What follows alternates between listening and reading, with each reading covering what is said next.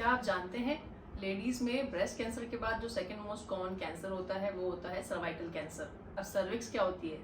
Cervix यानी कि uterus का नीचे का नैरो भाग, इसको हम हिंदी में गर्भाशय की ग्रीवा या गर्भाशय का मुंह भी बोलते हैं। और इस भाग में जब कैंसर उत्पन्न हो जाता है तो उसको हम सर्वाइकल कैंसर बोलते हैं। सर्वाइकल कैंसर 30 वर्ष से अधिक उम्र की महिलाओं में पाया जाता है और भारत में प्रति वर्ष 1.25 लाख सर्वाइकल कैंसर के केस दर्ज हो रहे हैं। अब ये सर्वाइकल कैंसर होता कैसे है? 95% से ज़्यादा केसेस में cervical cancer human papilloma virus के इन्फेक्शन से होता है और हर सेक्सुअली एक्टिव इंसान के अंदर लाइफ टाइम में एक बार HPV इन्फेक्शन हो चुका होता है। HPV इन्फेक्शन होने के बाद में ये सर्विक्स के अंदर ये वायरस ग्रो होता है। सर्विक्स के अंदर सेल्स के अंदर कुछ ऐसे ट्रांसफॉर्मेशन होते हैं कि वो कुछ सालों के बाद कैंसर सेल्स में कन्वर्ट हो जाते हैं। जिन भी महिलाओं में ये सर्विक्स यानी कि यूट्रस की जो नैरो पार्ट है नीचे का वो अवेलेबल है, उनमें सर्वाइकल कैंसर होने के चांसेस हैं। सर्वाइकल कैंसर के लक्षण क्या क्या होते हैं? ज़्यादातर केसेस में ये एसिम्प्टोमेटिक यानी कि बिना किसी लक्षण के होता है। सेक्सुअली एक्टिव होने के कारण से फीमेल्स में जो वाइट डिस्चार्ज कॉमनली पाया जाता है वो उसको नॉर्मल वाइट डिस्चार्ज समझ के सालों साल चलाई जाती हैं। कुछ सालों बाद में वो अचानक से ही जब हम पैप स्मीयर टेस्ट या कॉल्पोस्कोपी करके देखते हैं तब हमें मालूम चलता है कि ये कैंसर सेल्स डेवलप हो चुके हैं। और कुछ केसेस में ये कैंसर फुल ग्रोन होके सर्विक्स को अपनी जगह से रिप्लेस करके अलग सा अल्सरेटेड, फंगेटेड या गंदा सा कॉलीफ्लावर लाइक ग्रोथ बना करके आते हैं, जिसको हम टच करते ही वो ब्लीड करता है। या पेशेंट की हिस्ट्री होती है कि वो सेक्सुअल इंटरकोर्स करने के दौरान ब्लीड करती है या टच करने के दौरान ब्लीड करती है या इंटरकोर्स होने के दौरान उनको पेनफुल ब्लीड होता है या फिर उनके वजाइना से फाउल स्मेलिंग डिस्चार्ज आ रहा होता है। हम इसे ट्रीट कैसे करते हैं? अर्ली प्री कैंसर स्टेज में जब हम उसका पैप स्मीयर निकालते हैं और कुछ सेल्स हमको इन्फेक्टेड दिखाई देते हैं तब हमें सिंपली HPV इन्फेक्शन के अगेंस्ट में कुछ एंटीबायोटिक्स और मेडिकल ट्रीटमेंट देना पड़ता है। अगर ये पेशेंट्स में कैंसर सेल्स डेवलप हो चुके हैं तो हम इन्हें सर्जरी से सर्विक्स और यूट्रस को रिमूव करके ये डिजीज से बचा सकते हैं। और बिल्कुल ही एडवांस स्टेज में जब ये कैंसर वाले पेशेंट्स हमारे सामने आते हैं तब हम इन्हें कीमो और रेडिएशन से ऑन्को टीम के साथ मिलकर ट्रीट करते हैं। और अगर हम इस डेंजरस कैंसर से बचना चाहते हैं तो बहुत ही सिंपल सॉल्यूशन है। Get yourself screen by the pap smear test, HPV test and also get vaccinated. HPV infection उन लोगों में कॉमन होता है जो कि अनप्रोटेक्टेड सेक्सुअल इंटरकोर्स करते हैं या जिनमें पहले से कोई सेक्सुअली ट्रांसमिटेड इन्फेक्शन हो रखा है, जिनकी मेंस्ट्रुअल हाइजीन पुअर है या जो स्मोकिंग करते हैं, जिनकी इम्यूनिटी पावर कमज़ोर है, उन लोगों में ये HPV इन्फेक्शन होने की चांसेस ज़्यादा होते हैं। और HPV infection mostly 15 to 25 years के टीनेजर्स और युवा वयस्कों में देखा जाता है। HPV इन्फेक्शन के कारण से cervical cancer, verbal cancer, vaginal, anal and penile cancers भी हो सकते हैं। और कभी कभी अनप्रोटेक्टेड ओरल सेक्स के कारण से HPV इन्फेक्शन में land you up into pharyngeal and throat cancer also. Human papilloma virus के कुछ स्ट्रेन्स जैसे कि नंबर 6 और 11 पेशेंट के अंदर सेक्सुअली ट्रांसमिटेड इन्फेक्शन पैदा करते हैं जो कि आगे जाके वॉर्ड्स बनाते हैं। ये वॉर्ड्स अगली लुकिंग होते हैं और इस पे इचिंग और इरिटेशन होता रहता है। ह्यूमन पैपिलोमा वायरस के 200 से ज़्यादा स्ट्रेन्स होते हैं और इनमें से 14-15 ऐसे स्ट्रेन्स होते हैं जो कि कैंसर के कारण हो सकते हैं, जैसे कि नंबर 16, 18, 31, 33, 45 एंड सो ऑन। और सर्वाइकल कैंसर करने वाले जो सबसे मोस्ट कॉमन स्ट्रेन्स हैं वो है 16 एंड 18। और कुछ स्ट्रेन्स लो रिस्क HPV कहलाते हैं जिनसे कि जेनाइटल वॉर्ड होते हैं, वो है number 6 and 11। Human papilloma virus के संक्रमण से बचाव कैसे किया जाए? आजकल बहुत ही आधुनिक तरह की वैक्सीन्स आ चुकी हैं जिनसे कि हम इजीली इस कैंसर से बच सकते हैं।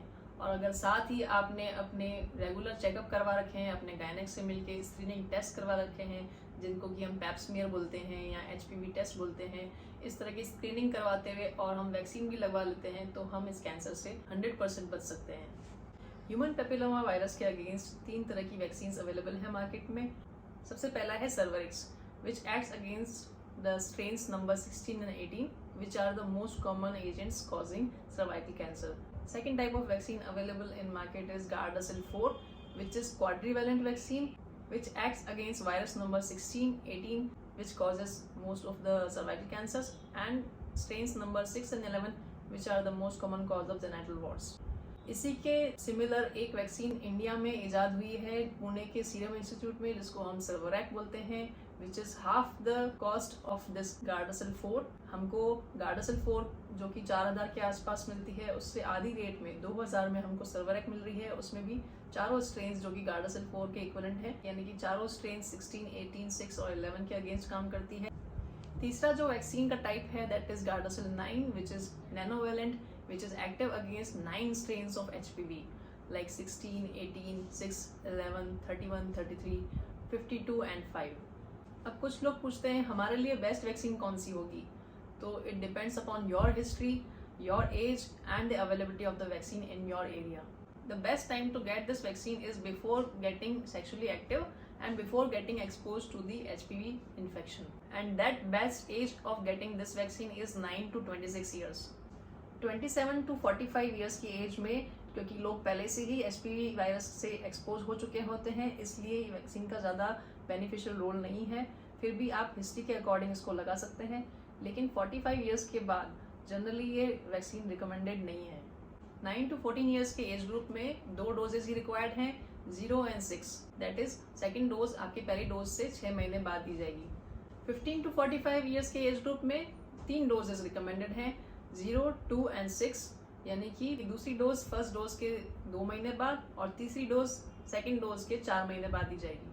और अगर आप कोई डोज भूल जाते हैं तो जैसे ही आपको याद आए तुरंत से लगवा लीजिए। जो इम्यूनो कॉम्प्रोमाइज लोग होते हैं, जिनमें रोग प्रतिकारक शक्ति कम होती है, जैसे कुछ स्टेरॉइड्स पे हैं या कैंसर वाले ट्रीटमेंट पर हैं, तो उन लोगों को भी 3 डोजेस लगवानी चाहिए। और इस वैक्सीन को इंट्रामस्कुलरली लगाया जाता है, या तो बाह में या कूल्हे की मसल में। और इस वैक्सीन के साइड इफेक्ट्स बहुत ही माइल्ड है, जैसे कि पेन होना, डिस्कम्फर्ट होना या कभी कभी डिजीनेस या कमजोरी सी महसूस होना। HPV वैक्सीन प्रेग्नेंट लेडीज़ में या सस्पेक्टेड प्रेगनेंसी वाले केसेस में नहीं लगानी चाहिए, या उसको पोस्टपोन कर देना चाहिए। और कुछ लोगों में HPV वैक्सीन के प्रीवियस डोज से अगर एलर्जी हो चुकी है तो उनको भी ये वैक्सीन अवॉइड करना चाहिए।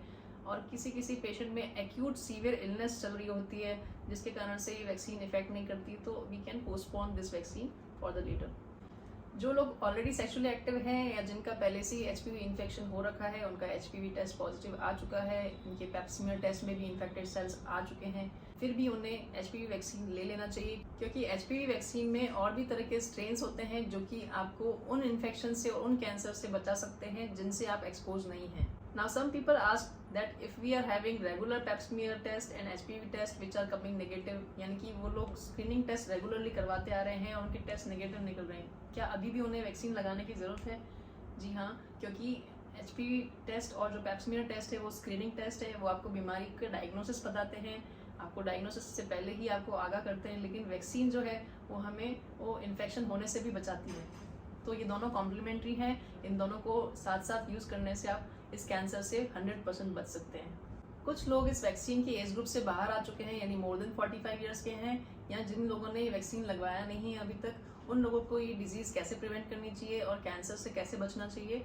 क्योंकि human papilloma infection mostly sexual activities से होता है, वजाइनल, ओरल या एनल सेक्स करने से, तो आपको रूटीनली और रिस्पॉन्सिबली कॉन्डम्स यूज़ करने चाहिए। ये आपको मेल कॉन्डम्स, फीमेल कॉन्डम्स या डेंटल डैम्स के फॉर्म में मार्केट में अवेलेबल मिलेंगे। इसके साथ ही आपको अपने पार्टनर की सेक्सुअल हिस्ट्री भी पता होनी चाहिए, आपको मल्टीपल सेक्सुअल पार्टनर्स भी अवॉइड करने चाहिए। इसके अलावा आपको रेगुलरली सर्वाइकल कैंसर के अगेंस्ट स्क्रीनिंग टेस्ट करवाते रहना चाहिए, जो कि पैप स्मीयर और HPV टेस्ट होते हैं। HPV की वैक्सीन्स आपको हॉस्पिटल्स में, पीडियाट्रिक सेंटर्स में, नॉर्मल प्राइवेट क्लिनिक्स में और किसी कॉर्पोरेट ऑफिस के ऑफिशियल कैंप्स में भी अवेलेबल मिल जाएगी। कुछ लोगों का सवाल होता है, do boys need this vaccine? क्या लड़कों को भी ये वैक्सीन लगाना ज़रूरी है? जी हाँ, because human papilloma virus can infect boys too, और इस इन्फेक्शन से बॉयज़ को न केवल एनल कैंसर हो सकता है, पेनाइल कैंसर हो सकता है, बल्कि हेड, नेक और थ्रोट के कैंसर्स भी हो सकते हैं।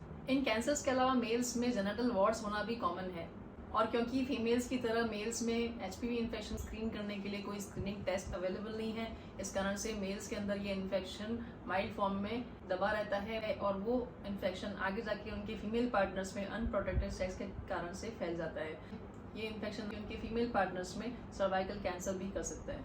इसीलिए centre for disease control and prevention ने ये गाइडलाइन दी है कि 9 साल से ऊपर सभी बच्चों को, चाहे वो मेल हो फीमेल हो, ये वैक्सीन लगा लेना चाहिए। इससे कि हम न केवल मेल्स के बल्कि फीमेल्स के भी कैंसर्स को अवॉइड कर सकते हैं।